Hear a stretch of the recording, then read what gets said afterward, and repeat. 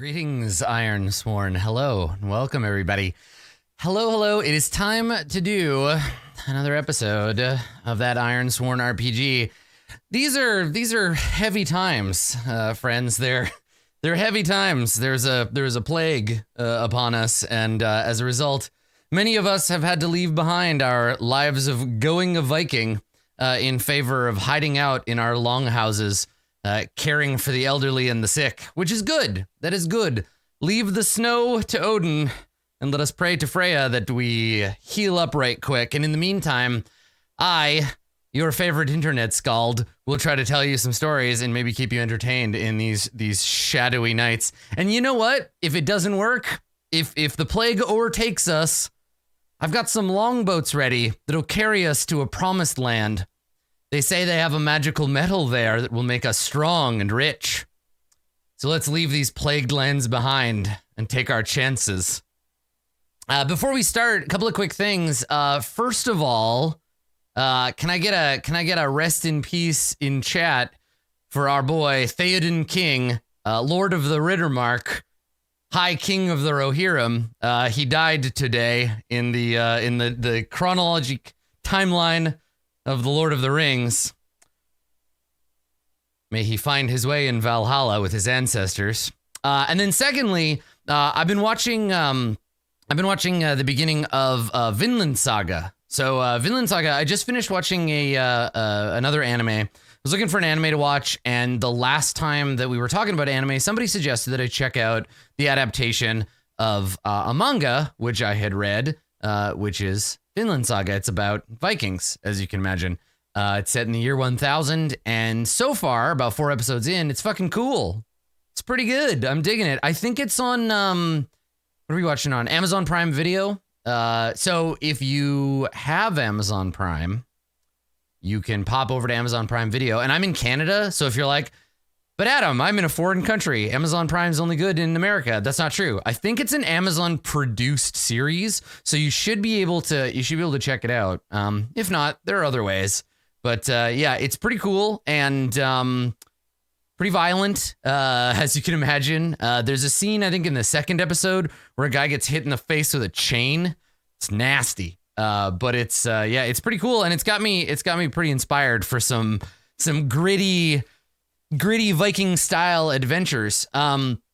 Also, just to kind of let you know, my hope is that the next time we meet, the next time we light the fire and gather our kinsmen around it, I will be joined by a guest. I have a list of guests that I would like to see on the show, and I think I should be able to, next episode, with a little luck, play with a friend. So yeah, I've been thinking I have a few people that I want to play with, folks I've played RPGs with before.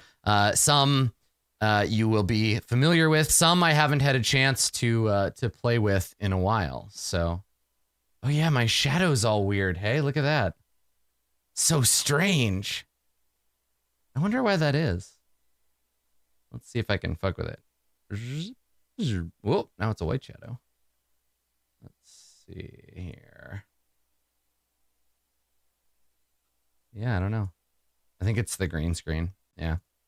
Anyhow, yes, yeah. So for folks who are like, yeah, Mark, yes, it's definitely Mark is on the list. I was inspired today. Right before we started, I was like, oh my God, you know who I should invite? Strippin'. Because Sam loves ridiculous violence. He is a great person to play with.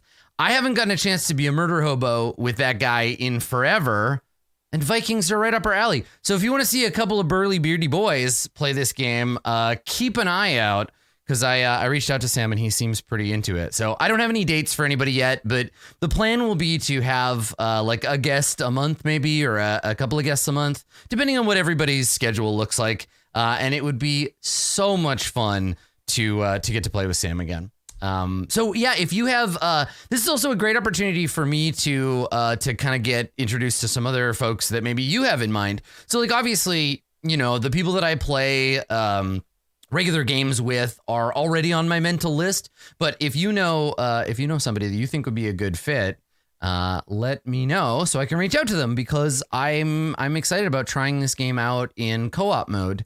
And so what I've been thinking is we'll probably continue this campaign until Starforge comes out, because I know myself and I know there's no way I'm gonna not do a solo campaign of Starforge. So I think we'll carry on with this. We'll keep using Delve. We'll keep playing the story of Nabake. And then once we get closer to a release on Starforge, I'll start thinking about doing a session of that as well, doing a game of that one. So lots of cool stuff coming up in the future. But today we are going to we're going to continue Nabake's adventures. So let's get to that, shall we? Now I know that this might be everybody. You might be familiar with this universe already. You might have seen this already, but if you haven't, let's talk about what the world is about. So to do that, we have something called our truths. Now, I'm not going to read you this whole document. There's a lot here. I'll give you the gist. So hopefully get you caught up. So, okay. Several generations ago, our people left what we now call the old world as a result of a curse, a plague, a terrible sickness. Now, we don't really know why it started or where or how, but we know that it spread quickly, and that if we did not leave our world behind, we would die. And so we turned our backs on a decadent age of beauty that was dying, and we boarded our longships and we fled over the Western Sea to find a new home. Now, many of us didn't make it, but the ships that did, we found a new land, which we would come to call the Ironlands. And we named them such because in the Ironlands, we found here the remnants of an ancient war. The gods of this place used it as a battlefield, and they fought here, doing battle, killing each other, raising armies, dying, and leaving behind remnants of their weapons and armor, which we now call iron. Iron in this universe isn't a naturally occurring material, and it's more like magical steel that we have used ritual, the ironsmiths, the College of Ironworkers. They have learned rituals to reform that god iron, right? That kind of weapon material into breastplates and shields and spears and swords. And since the gods were enormous colossi, even a single scale from their armor could be forged into an entire suit of mail for a high-ranking human. So we got here, we started working the iron, and when the native inhabitants of this place, the trolls and the firstborn, when they learned that this new species had come and that they were putting together weapons and armor, they turned on us. And I imagine there was some kind of like skirmishing early on, but we had iron. We had the weapons of the gods, which the firstborn and the trolls and the other magical entities of this place, they hate. They can't touch it, right? So we drove them back, or we killed them. We basically drove them into decline, and we took over. And in 2 generations, we have built a series of connected villages and strongholds, built some in ruins, built some at the mouths of rivers, that sort of thing. And we gave up our gods, we gave up our magic, but instead we gained the brutality of iron. And with it, we have dominated this land. Enter Nabake. Nabake is my character. She goes by the human name Sabine when she can manage it, because people don't really like her if they can figure out she's a half-elf. Now, half-elves aren't in this world like they are in D&D. It's not like mom's an elf and dad's a human, and then they banged, and then mom gave birth to a kind of shitty, not quite elf. No. Other ways can form. It's more mysterious. It's strange. Sometimes children are born half elven, right? Just because of their proximity to a cursed place, or maybe the mother, while she was pregnant, picked the wrong flowers, or maybe father relieved himself into a stream that belonged to a nymph and she cursed his seed, right? Like, there's lots of different ways. It basically just means that I am a person and there's something wrong with me. I was born wrong. I'm more like a mutant than anything. But there is an elf woman, there's a firstborn woman in my past who we've been calling her grandmother. She's not, I don't think she's my biological grandmother, but she tried to teach me. And we don't really know much about Nabake's past. She's kind of a shitlord and doesn't really talk about it. But she was taken in, at least for a time, as a child, to learn the ways, to see, I think maybe grandmother was trying to see if I could become part of the firstborn world. but I failed. And so she introduced me to Kudan, who is my guardian, my companion, my constant annoyance. And Kudan is my traveling companion, though I kind of act like I hate him, even though he's really just my snuffleupagus. He's a good boy. Nabake is a mercenary. She wanders the world trying to make money and survive and get drunk and have sex with as many hot people as she can. But really, what she wants is to belong, right? She wants to have a place in the world where she can live among others like herself. And that's my quest. Now, as you can see, we've made shit all on progress for it, which is fine. It's an epic quest. It's meant to take a very long time. But ultimately, what I hope for Nabake is that she can create a new place, a sanctum, for people like her. Ultimately she'd like to be a kind of Elrond figure, but for now she's just basically like a teenage boy who happens to be a savage warrioress as well. She carries the spear Hulata, which is Elvish for lightning, I think, or strike of lightning. And she uses it to great effect. It is the single piece of iron that she owns, I believe at this point. We had another knife called Elf Sticker, but we gave it up. So yeah, so where we're at right now, as of session 10, which we called, what I call this one, Ice Hole and the Kidnapped Deity. So in the last episode, we were in a town called Anuna.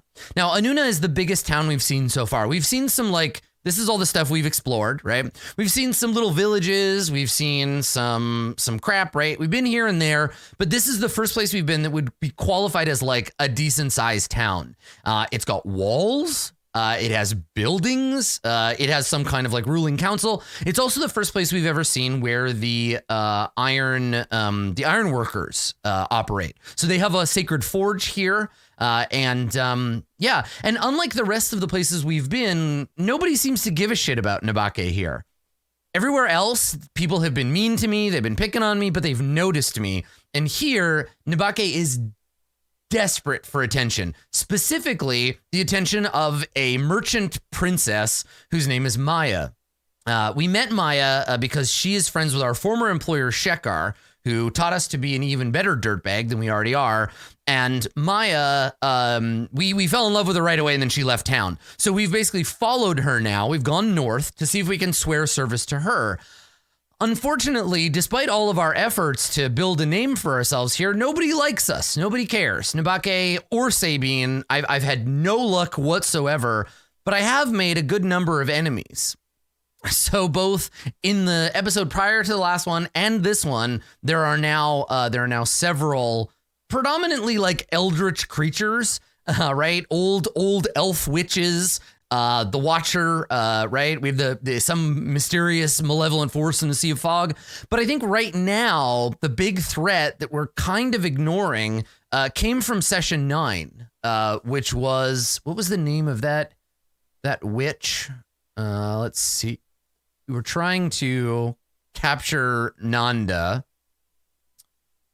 Maybe we don't know her name, but she's basically like this witch of the woods. And the witch of the Evergreen ruins. Yeah. So we've kind of ignored her, and she is definitely planning her revenge. Yeah, here we go. In the Evergreen ruins, a witch, poisoned now to the touch of lightning and iron, plots her revenge. So the longer we ignore that situation, the more that threat builds. And as you can tell, we're just going to continue ignoring. I think if we don't deal with it, what's probably going to happen is that the witch and her army of like treants, like cursed treants, they're going to attack Anuna if I don't do something about it. And I'm definitely not going to do something about it. So it's more a question of when. For now, though, we do have a contact. Now, we haven't gotten to meet with Maya. Maya has a major domo. She has like an assistant who basically tells us, you're not shit right now. You're nothing. We don't care about you. Nobody in town knows your name. You're a stranger. Yeah, you have this iron, or you have this gold ring that you got from your former boss, but that's just not... It's not enough. We don't care. You have to prove yourself. So I think today's quest, I think session 11 is going to be continuing to ignore the great threat of the Witch of the Woods and to try to impress this major domo so that we can get an audience with Maya so that when she sees us and our ropey biceps, she will immediately doff her garments and welcome me into her warm embrace. But for now, we have the major domo to deal with. So I think this session, coming at it from like a director stance approach, which you kind of have to do when you're playing a solo RPG. So coming at it from an approach where I'm thinking for Nabake, not as her. What I want here is to show Nabake being manipulated by the major domo, right? I want him to be playing her. I want to go on a quest where he is doing something for his own personal gain, but lying to me and telling me that this will help get me in with Maya, right? Where he's like, well, dear, if you want my favor, you have to do something for me first, right? So he's going to be forcing us. We're basically getting put under this guy's thumb, and I want to see if we can realize he's doing that, and then maybe, I don't know, probably murder him, but maybe not, right? Maybe we can outsmart him or something. But yeah, I definitely think that for this mission, we are going to be manipulated by this guy. So the question becomes, what would the assistant of the absent merchant princess want, right? And then can we figure it out? And also, I'd like to stay in Anuna. I want to not leave the city this time. I like to do because we're in an urban environment, so let's do let's do Lankmar, right? Let's do that thing. And let's explore that. And as I'm describing that, now I want to play a game of this, but instead of setting it in the Ironlands, set it in Sigil or whatever, and play somebody from the Prime Material who gets lost in Sigil and has to like join a faction and like, yeah, that I feel like that would be really cool. I don't know. My brain spins off in random directions, but so for now, let's detail that guy first. Let's figure him out. So let's see. We've been keeping. I don't have a bond with this guy. I might after this if I play my cards right. Let's put him in Dramatis Personae here. So Maya's assistant. All right. He needs a name. So let us, to begin, consult the oracles. So we need a character descriptor for this guy. We need 3 of these. All right. Maya's personal secretary is artistic. Ooh. Driven and attractive. Ooh, I was envisioning him as like a weird old man, but he's becoming much more interesting, much more like sort of Jafar almost, right? Like he's becoming more of a Svengali. I think that's the term I want. Much more of a Rasputin than ooh, cool. Okay.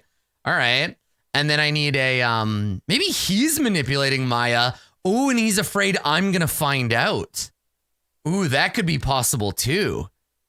Yeah. All right. Well, let's continue learning about him. Okay. So we know his role already. He needs a name. Kaivan. Ooh, Kaivan is awesome. All right. Kaivan. Maya's trusted assistant. Okay. Now remember, Maya herself is cunning, violent, and cooperative. Right? So she's cunning, violent, and cooperative, and she has hired someone who is artistic, driven, and attractive. Artistic, driven, and attractive. It's funny because his attractiveness isn't going to be a threat to Nabake because Nabake, like, she would just be stoked because she would want to be around hot people all the time too. Okay. Yeah, she's cooperative and maybe he's manipulating her in some way. I imagine that he is like, this guy is like an embezzler, right?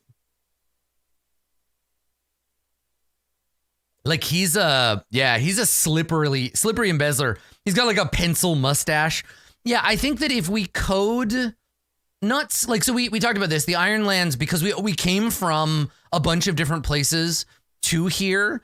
there's a vast variety of body types and skin colors and what have you, right? In the Ironlands.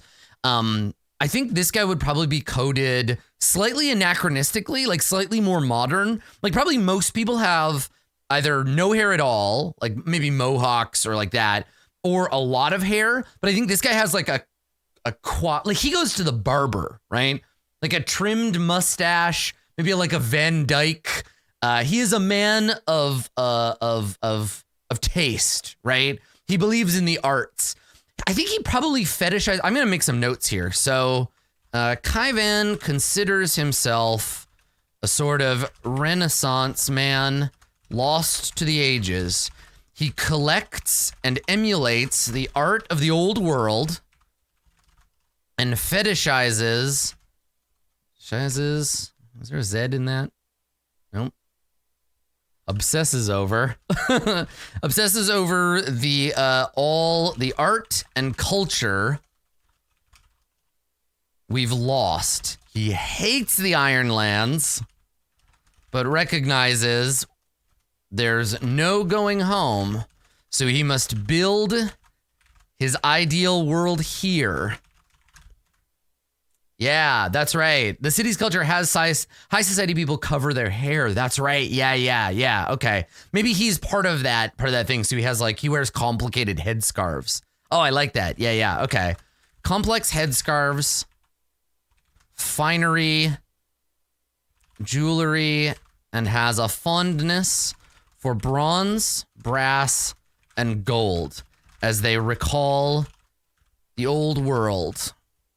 May or may not be a sorcerer worshipping the gods we left behind. Okay, cool. And then we need to figure out. Now, I guess we could roll. We could roll on his goal here, and that could help us. That could help us figure out what he wants. Yeah, let's. Oh, and actually, I should put his. Yeah, let's put his pronouns on here. Yeah, there we go. Okay. All right. Yeah, fuck it. Let's roll a goal for him, and then that's what he's gonna try to get us to do. Do his goal. Make an agreement. Okay. You know what? Maybe he just uses us. Okay, here we go. So let's do that. Okay. All right. So I have a thought.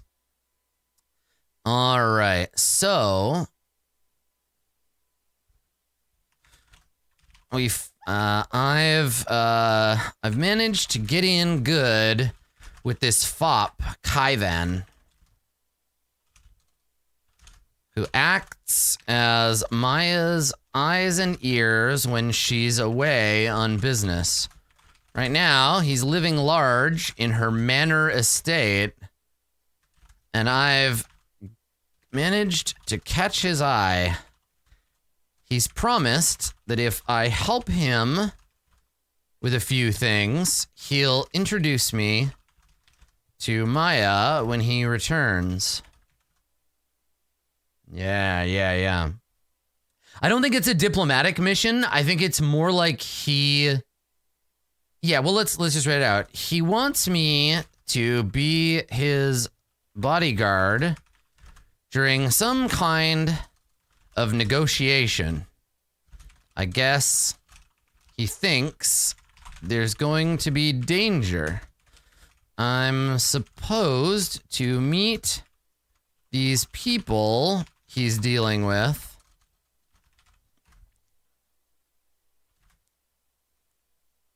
And make sure nothing bad happens to him. He didn't like your god's skull. Rude. I know, right? Okay. All right. So that's in character, but out of character, we'll summarize here. So, Kaivan has manipulated Nibake into acting as his own personal goon for now, dangling promises God, now I keep thinking that he looks like the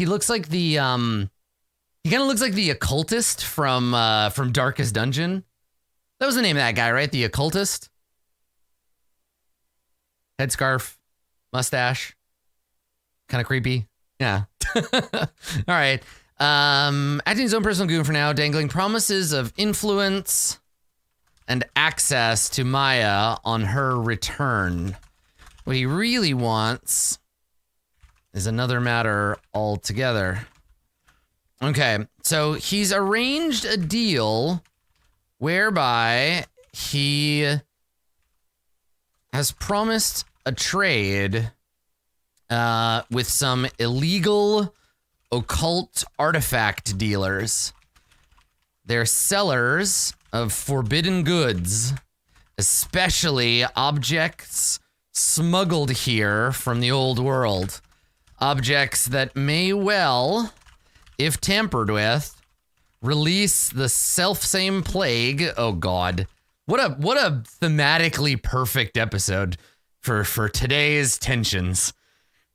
If tampered with, release the selfsame plague that killed most of humanity in their homeland. Cool. His obsession with these artifacts may mean the end of all of us. Good thing Nibake is so smart and definitely will realize that before it's too late. Okay.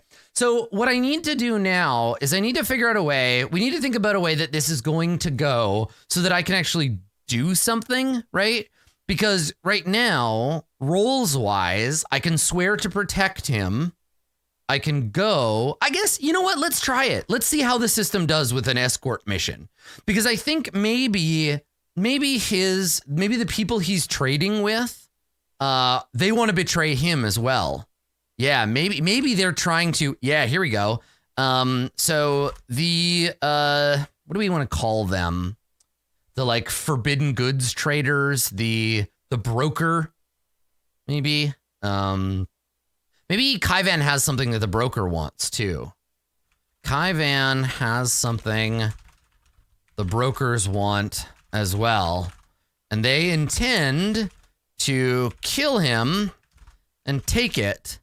Then make it look like his own obsessions were what ended his life. Oh, they're going to poison him and they're going to try to blame. Oh, yeah. Yeah, totally. Okay. So they're going to, and yeah. We could totally, like, Anuna could be a site for sure. Yeah. Or like the Undercity or whatever. Yeah. But we'll get there. So for now, Kaivan has something and they intend to kill him and take it, make it look like his own obsessions or what ended his life. Basically, it's a double cross in both directions with Nibake right in the middle.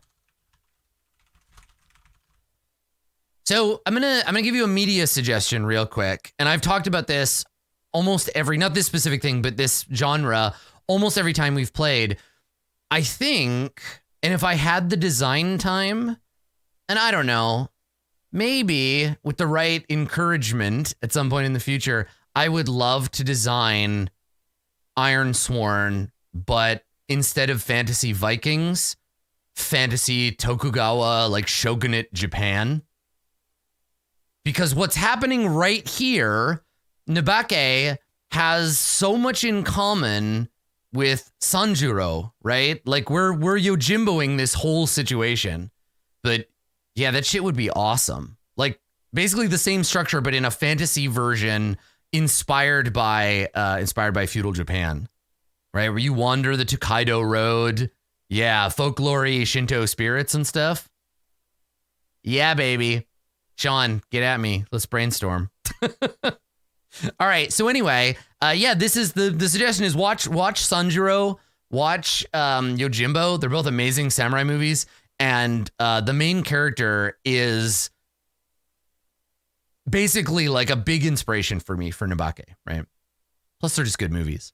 Anyway, so it's a double cross in both directions. Okay, so what we need to do then is we need to do the same for the broker, right? The Kaivan's rival. So let's quickly generate this person. And I love how fast this is, right? So we'll go character name. Boop. Let's see here. Griff. Cool, okay. Griff, the antiquities dealer. Or Griff, he's like a tinker, basically. That's his cover. Okay. Okay, so him. And then let's do 3 traits for Griff. Griff is character descriptor. Here we go. What do we got? You can do a roll 20. Charming, wounded, and dependent. Ooh, he's addicted to something. Okay, charming, wounded, and dependent. Okay, Griff is a Griff used to be a treasure hunter, but was injured by a troll spear and now has a terrible wasting curse.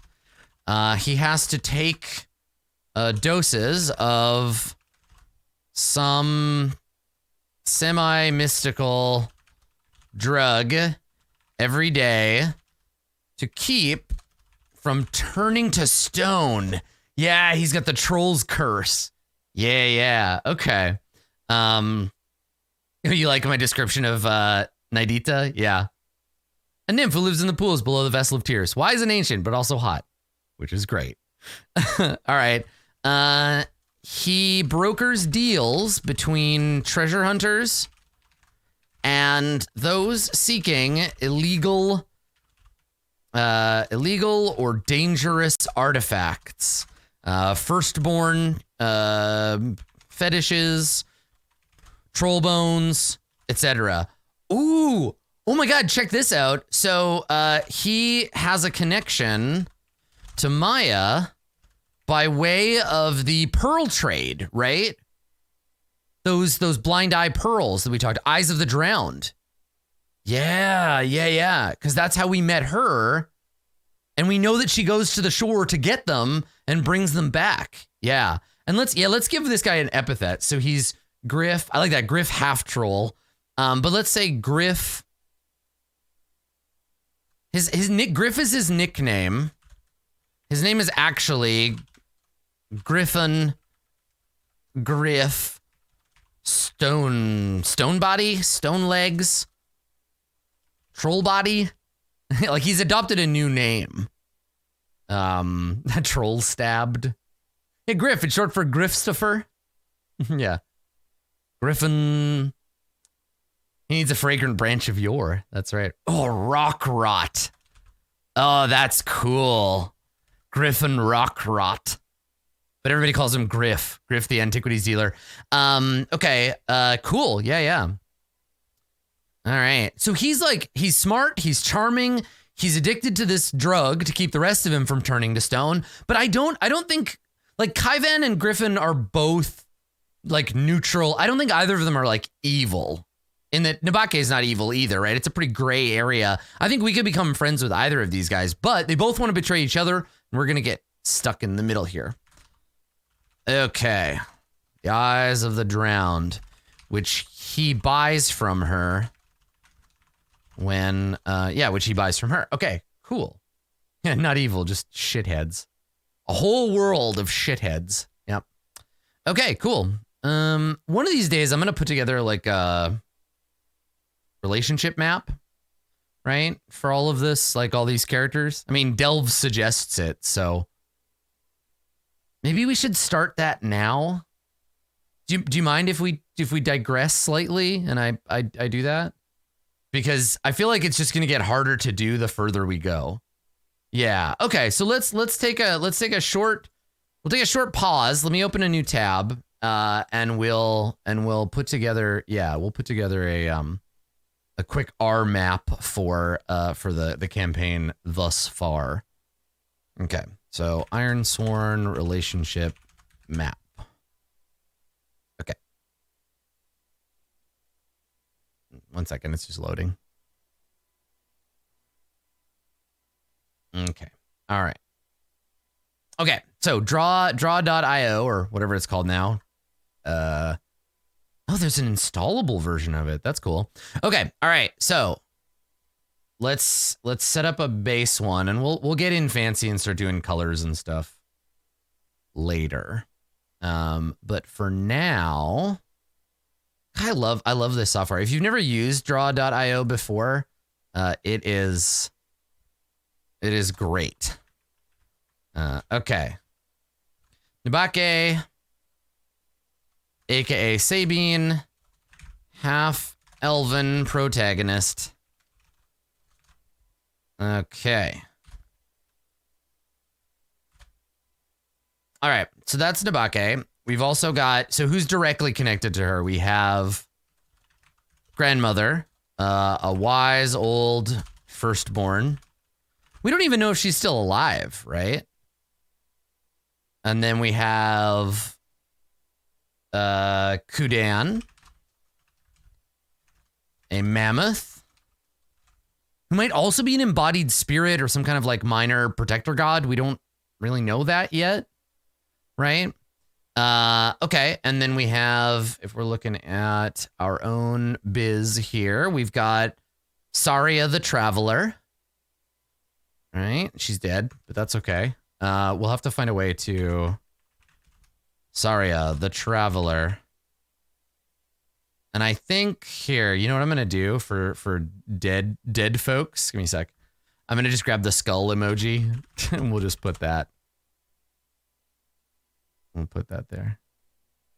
Grandmother is Kudan. I mean, highly possible. Okay, so Saria is dead. Beep, beep. Okay, so there's Saria. That translates nicely. Okay, so there's Saria. Who else do we know? We have Amara the Guide. Right? Amara. And Amara is like a guide and a revolutionary, right? Because we talked about her being goal is to rebel against power. Yeah, she's like the mayor of Redwatch or something, basically. So, okay, Amara, the guide. So that's her. Okay, cool. And then we don't need full people. Okay, Kano, the chosen one. And then Lona of Thornheim. Left behind in a troll hole. Oops. Okay. So she is probably also dead. All right. Lona, healer of Thornheim. Dead? Maybe? Question mark? I guess I need another. What's a good emoji? What's a good emoji for like missing in action or like maybe dead? Unconfirmed dead? Like the skull is very final. We need like a yeah, I like that one. I like the grimacing emoji. That's a good one. Okay, let me grab that one. I'm going to use emoji to connect the characters too, but grimacing face is good. Yeah, that's a nice one. Okay. So we'll use that. We'll use that for this one. Okay. Okay, maybe dead. Okay. Okay, and then we also have Kano, the chosen one, who was the sick kid, right? Help him out of the situation. Okay, so Kano, the chosen one.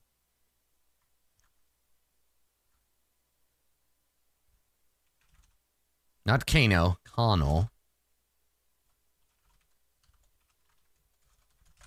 Quote unquote. Okay. And then we have Jagar. Oh yeah. She's also dead or captured by trolls. Shit. Okay. Good. This seems to be happening a lot around us.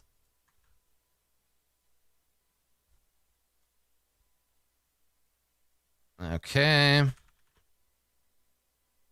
Jagar, a pilgrim, sick pilgrim, couldn't leave. Everyone's dying. Okay. Yeah, he was this chosen one was the one for ghost possession. Okay, so Jagar was a pilgrim.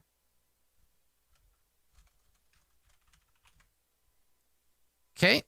And then we got Hersham.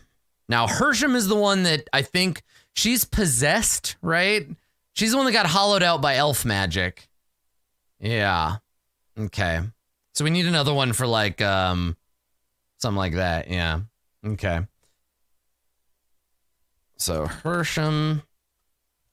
Was she a goat herd? Herdswoman. Oh, pig herder. Yeah. Swine herd. Okay. There we go. Possessed swineherd. And then she's connected to the nuns, but we'll continue adding, and a lot of NPCs. It's like it's a game I'm running. All right. So we got Shekar, boss of Highwatch. Okay. Win is still alive, right? So Win is on the list here. A dog of Highwatch. Okay. Myrick is dead, so we'll grab Saria. Okay. Yeah, it turns out, and I'm doing this, turns out the only person whose life I haven't really fucked with is Shekar. I was great for Shekar. We like each other. We're buddies. That's so funny. He's the only person I haven't gotten into like a huge argument or fight with. Myrick, a former dog of Highwatch. Presently a corpse. I guess not presently, now. Okay, and then Serene is the other dog of Highwatch.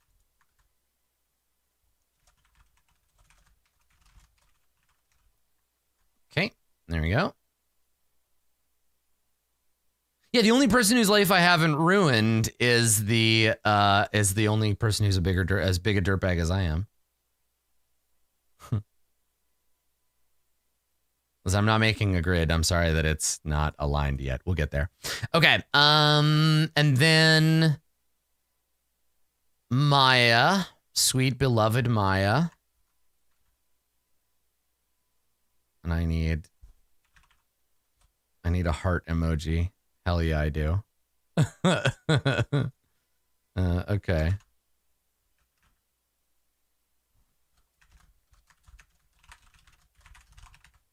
Okay, Maya the Merchant Princess. Okay. Nana Ikram Deep Diver, who I think we killed. Yep. or let die. All right. Okay.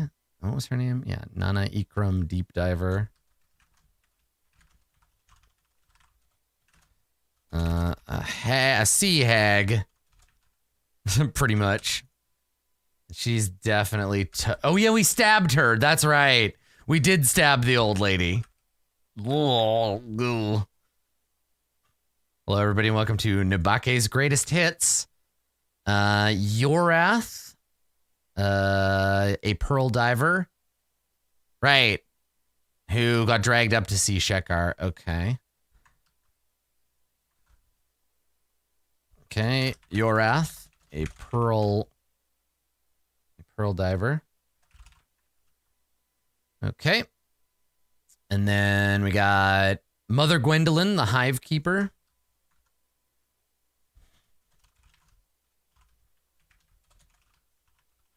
What do they call the Sisters of... Wardens of Mercy's Light? Hive Keeper of the Wardens Mercy's Light.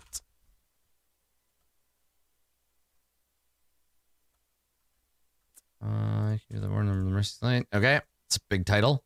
And then we got... oh, I spelled it totally wrong. Gwendolyn... N-N-E. There we go. Okay, Mother Gwendolyn, Hive Keeper of the Warden of Mercy's Light. Perfect. And then Reed, or Otani, as I called him, means little fish. Reed. Okay, Otani. A little fish. A dog of high watch. Okay, and then Nande Eagle Teeth, who definitely dead because of us.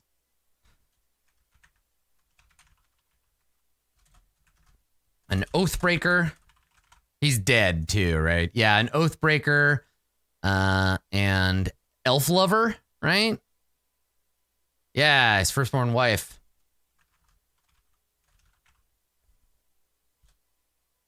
Okay. Okay. Yeah, somebody mentioned that. Yeah, see, carries elf sticker. Yep. Got that already. Okay. And then Utamara. And Utamara, oh, there we go. That's our Witch of the Evergreen Ruins. Yeah. Okay. So that's his wife, Utamara. The Witch of... She's going to be a big problem very soon. The Witch of the Evergreen Ruins. Yeah, she's a bad deal. Okay, so that's Utamara. And then we got Naidita, who I think is a... She just lives in the Vessel of Tears, or lives under the Vessel of Tears. Okay.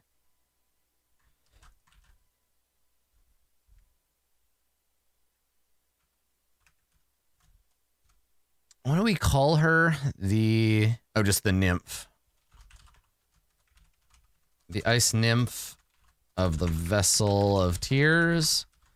I'm going to need to add another indicator to show who we've had sex with and who we haven't, because we've banged like half of these NPCs. Okay, and then our new ones, Kaivan and Griff Rockrot. And then we got to start drawing connections. Okay, so Kaivan, an antiquities fetishist. Okay. And then Griff Rockrot, a dealer in forbidden goods. Okay. Perfect. And that's all our NPCs. Okay, so now we gotta zoom the fuck out and we gotta draw connections between all these characters. So I'm gonna set them aside and we're gonna reorganize this quite a few times, but let's start with Nabake. Nabake is obviously in the middle, right? And then she's connected to Grandmother, and Grandmother is connected to me and Kudan. So here's our first link, right? And these, I think, for the most part, are two-way. Okay. And then Nabake and Sabine have a connection, and Kudan and Grandmother have a connection. All right. So there's our first little network. There is an elf emoji. It's true. Yeah. So we can just use that for everybody who's a firstborn. Yeah, I'll develop a better emoji language for this later, but for now I just want to draw connections. This is going to help me later when the game gets more complex and to introduce new players. So when we start doing co-op mode, I can just be like, here's the world if you're interested in seeing what it looks like so far. Okay, so Saria is connected to both Nabake. Saria is connected to Nabake and Kudan, because remember they were like buds, right?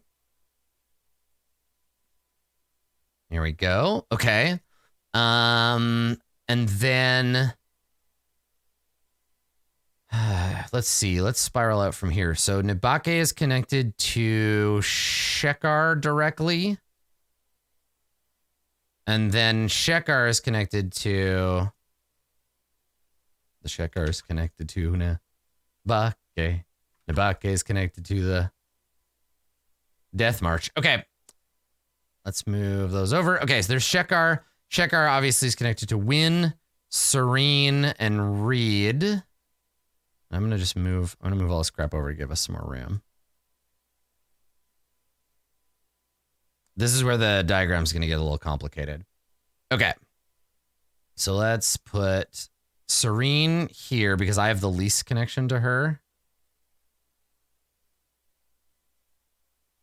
this tool has like an auto like layout thing, but I've never found it to be all that satisfying. Oh yeah, Myrick too. Yeah, where's Myrick? Where did I put that? Where did they go? There's Myrick. Okay. So these were the dogs of Highwatch before. So Shekar is connected to each one, right? Boss.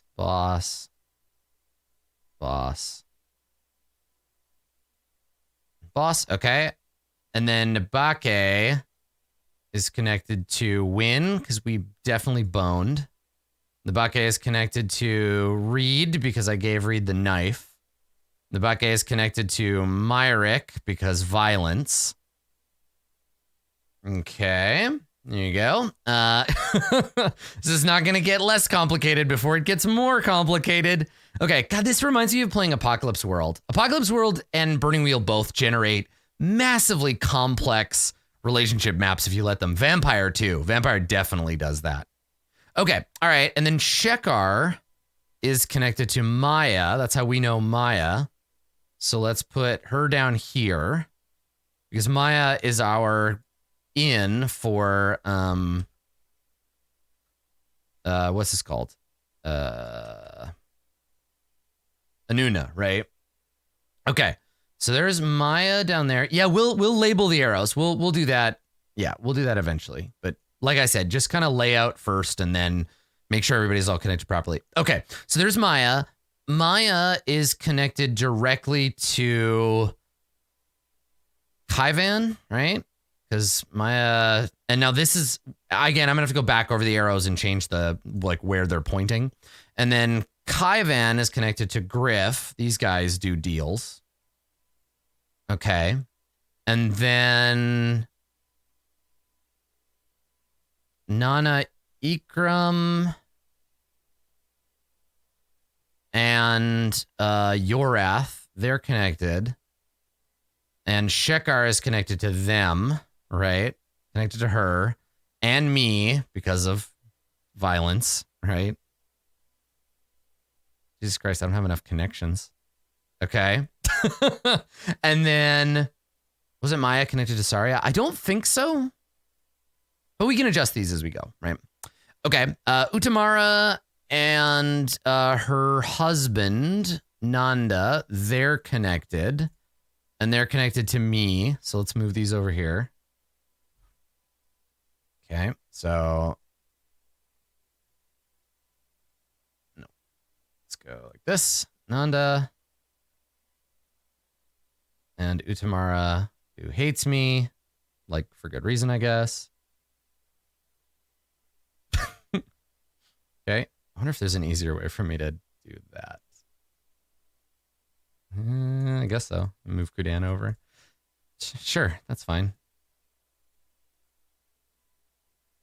Jesus. Okay, there we go. Okay, good. Great and good. Good and great. You know, it's funny doing these for NPCs. Like this is complex. Try to do one of these for your own life someday. Like honestly, just like make a relationship map. I've done this before just as an experiment. Your life is more complicated than you think it is. Right? So, okay, hold on. I'm just going to reconnect these two. Okay.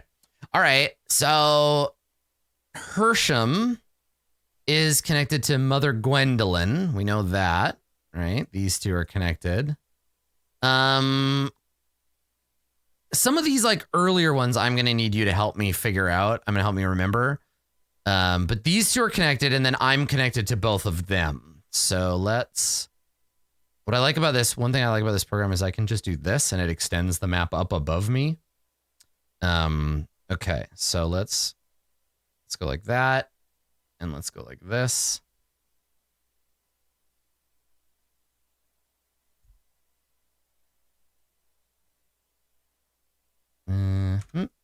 Let's go like that way. Okay.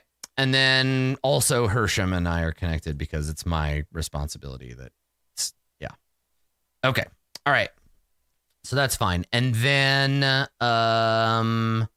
let's see. Kano, Lona, Amara. Amara, the only connection Amara has is directly to Nabake, right? So let's just draw that line.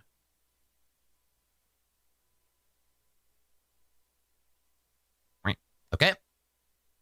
And then Kano, I think Kano is only connected to Nabake as well. Right? Just old early missions where I wasn't really that connected to the universe around me. I've run out of points to connect to, so we'll just try to make this. Okay. And then Lona. What the hell was Lona's deal? Went missing shortly before our arrival in Thornheim. Yeah, I think she was the only Thornheim person we really interacted with. So, okay. So Lona might be dead, probably dead. Let's just throw her in any random place. Connect her to me. Here we go. Okay, and then Naidita. Now, she was in the Vessel of Tears, which I was in last time, but she was like a random encounter, right? So I think again, just somebody that I connected with. Right, Lona and Hersham were both from Thornheim.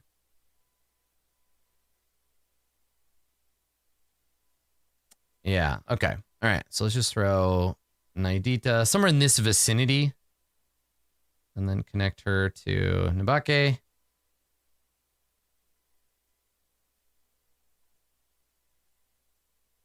Okay. That's a hideous line. You can do better than that, program. Oh, I see what I need to do. Okay, from here to there. There we go. Okay. All right. And then the Pilgrim, Jagar, also of Thornheim, also dead, or probably dead because of me. Okay, that's not that complicated, right? That's fine. Yeah, great. Good and great. Great and good. Okay. So I guess we'll just center that. Okay, so this is our relationship map. This is all the characters in the game so far, living or dead, and yeah. I mean, technically, I think Nabake doesn't have to be on this list, but you know, it's nice to feel like you're important.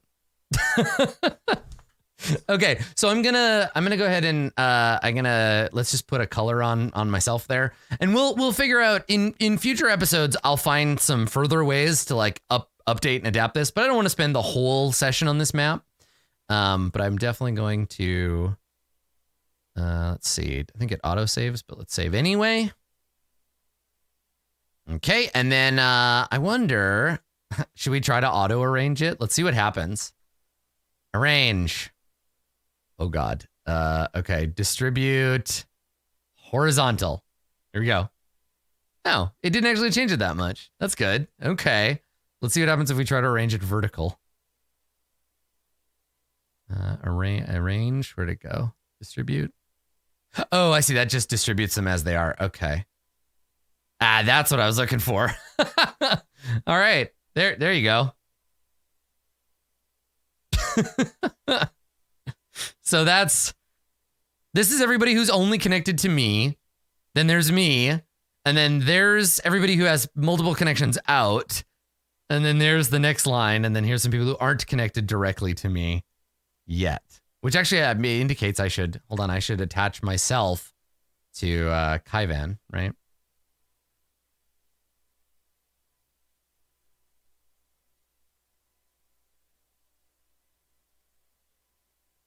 There we go. Okay. Notice where the emojis are. Yeah. People who are not important enough to get someone to protect them from me. Ugh. Hold on. That might work if I do it with a bigger org chart. Jesus. It is kind of fun playing with, though. Seeing connections between stuff. It triggers my pattern recognition in a nice way. Horizontal tree, vertical tree. Org chart. Ooh. Anyway, I think this serves for now. Okay, cool. All right. Family tree. Yeah. I'm the progenitor of this tree of nightmares.